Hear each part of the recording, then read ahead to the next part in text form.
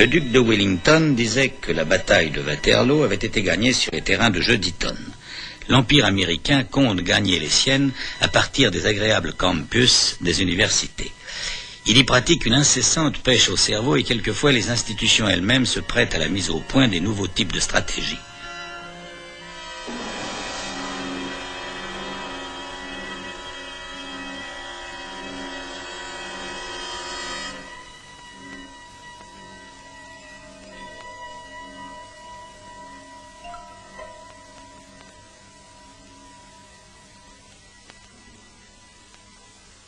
Vers 1965, la tendance était au modèle de simulation. On dessine une hypothèse, on en définit les acteurs et on fait jouer le calcul des probabilités. Un de ces jeux, inauguré le 17 novembre 1965 à la demande du Pentagone et sous son contrôle, portait le nom tout bête de Politica. C'était la firme Apt de Cambridge, Massachusetts, qui se chargeait de l'élaborer, tandis que les étudiants de l'école de droit et de diplomatie Fletcher jouaient les rôles des différents acteurs sociaux. Il s'agissait d'un pays tout à fait imaginaire, baptisé Patria, qui avait pour principale industrie le cuivre, extrait d'une région minière nommée Cupria, lequel était contrôlé par une véritable compagnie américaine, l'Anaconda Copper. Objet du jeu, déterminer comment, dans le cas d'un affrontement de classe, réagiraient les forces en présence.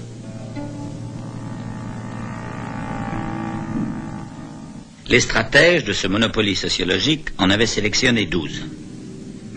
Le gouvernement, les partis politiques de droite type conservateur, les partis politiques du centre type démocratie chrétienne, les partis politiques de gauche baptisés, hommage du vice à la vertu, Force de libération nationale, l'oligarchie urbaine, l'aristocratie de l'argent, les propriétaires terriens, les classes moyennes, le prolétariat, les étudiants, les capitalistes étrangers, les ambassades capitalistes étrangères et les militaires dont le Pentagone tenait évidemment à connaître toutes les options possibles. Grâce à la découverte des divers arrangements possibles des différentes variables, lisait-on dans la présentation du modèle, ce jeu se propose d'isoler les variables fondamentales pour identifier, décrire, prédire et contrôler un conflit révolutionnaire interne. Tout cela peut paraître baroque à des yeux européens. Pourtant, les militaires connaissent le Kriegspiel, le jeu de la guerre. Politica est une version civile du Kriegspiel. Et quand, une fois emmagasinées les hypothèses et les déductions des brillants jeunes gens de l'école Fletcher, toutes les données passent sur ordinateur, ce qui était un brainstorming d'une espèce un peu particulière se traduit en consignes, en manœuvres, en subventions, en menaces, en sabotage, en agression. Porque no se trata de una agresión abierta, que haya sido declarada sin embozo ante la faz del mundo. Es un ataque siempre oblicuo, subterráneo, sinuoso, pero no por eso menos lesivo para Chile. Nos encontramos frente a fuerzas que operan en la penumbra.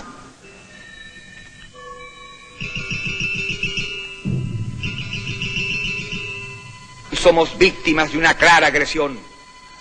Dos empresas que integran el núcleo central de las grandes compañías transnacionales, que clavaron sus garras en mi país, la International Telegraph and Telephone Company y la Kennecott Copper Corporation, se propusieron manejar nuestra vida política. I was implying that what we were doing, what the boys were doing in Chile, met with the approval of the CIA. How did you know that? Because he said so. Who did? Mr. Brough. To you? Yes, he said it. He approved of what they were doing. Did you consider yourself acting as an agent of the CIA in any respect, at any stage along the line, or were you just implying that what you were doing was not objected to by them? But are you trying to tell us that you acted as an agent of the CIA? Oh, no, Senator Percy. So that what you were doing was keeping them informed, and they raised no objection But did they specifically encourage you to go ahead and take action along these lines? No, only to the extent of his statement of saying, keep the pressure on. But what does keep the pressure on back in the United States? As I recall the luncheon, I told him in passing that we had made contacts with Mr. Kissinger's office and the White House, and that we were trying to tell them that if and when Allende was elected, which he was going to be, everybody knew, we would probably lose our properties worth $150 million. And that is the whole purpose of anything that we in the Washington office did, was try to protect our investment. Le scandale ITT révélait plus que la mégalomanie d'une firme multinationale. La publicité même qui l'entourait pouvait servir à détourner sur un exécutant compromis la responsabilité de toute une politique. En fait, dans son entreprise d'asphyxie économique du Chili, l'Empire comptait sur tous ses alliés, sur tous ses clients. Los mercaderes no tienen patria. El mero lugar donde están no constituye un vínculo. Lo que les interesa es donde obtienen sus ganancias. Esta frase no es mía, pertenece a Jefferson.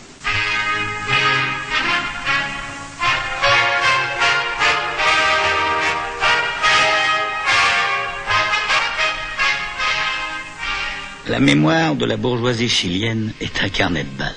Elle est passée de bras en bras et avec reconnaissance.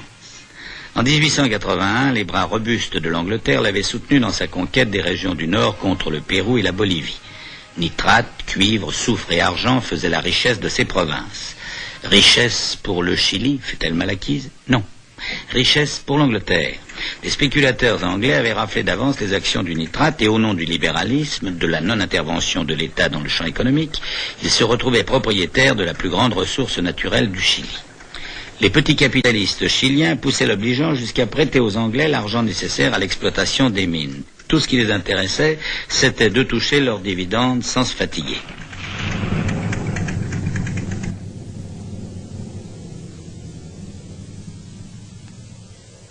Devant cette démission, le président Balmaceda, un patriote qui avait compris que l'indépendance économique est la clé de l'indépendance politique, essayait de prendre des mesures pour rendre le nitrate aux Chiliens. La suite se lit comme un cauchemar prémonitoire. Balmaceda tente d'imposer sa politique d'indépendance à un congrès dont la majorité est contre lui. L'affrontement tourne à la guerre civile. Balmaceda est attaqué, calomnié. La presse anglaise parle de fin de la civilisation, de gouvernement communiste, de despotisme et de débauche. Pour finir, la flotte se rebelle à Valparaiso, les généraux loyalistes sont massacrés, Balmaceda se suicide et une junte militaire lui succède. Les Anglais avaient joué le nitrate, pour les Américains ce serait le cuivre. William Braden, ancêtre d'une dynastie de conquistadors économiques, avait acheté pour pas grand-chose la plus grande mine cuivre souterraine du monde à une de ces familles chiliennes qui ne savaient décidément exploiter que les hommes. La Braden Copper Company s'intégrait bientôt à l'un des plus grands trusts miniers, la Kennecott Copper Company, celle-là même que dénonçait Allende devant les Nations Unies. L'autre grand trust, celui qui, dans le jeu, contrôle la région imaginaire de Cuprilla, l'Anaconda Copper Company, devenait propriétaire de Chuquicamata, la plus grande mine de cuivre à ciel ouvert du monde. C'était le siècle de l'Amérique qui s'ouvrait. L'Angleterre avait les mains liées par la guerre en Europe et les États-Unis se lançaient à l'assaut. Le précieux nitrate devenait américain. Le fer devenait américain avec la Bethlehem Steel. Toutes les ressources naturelles du continent, le platine, l'aluminium, les troupeaux eux-mêmes tombaient sous la coupe des nouveaux rois. Et les banques américaines s'ouvraient partout. En 1913, les États-Unis contrôlaient 13% du commerce extérieur chilien. En 1918, 56%. Le roi des rois, le groupe Rockefeller, s'intéressait particulièrement au Chili. Il cherchait des associés parmi les familles qui, depuis un siècle, monopolisaient le pouvoir. C'était simple, il suffisait de savoir compter jusqu'à 12. Mais les Rockefeller s'arrêtèrent au numéro 1, la famille Edwards.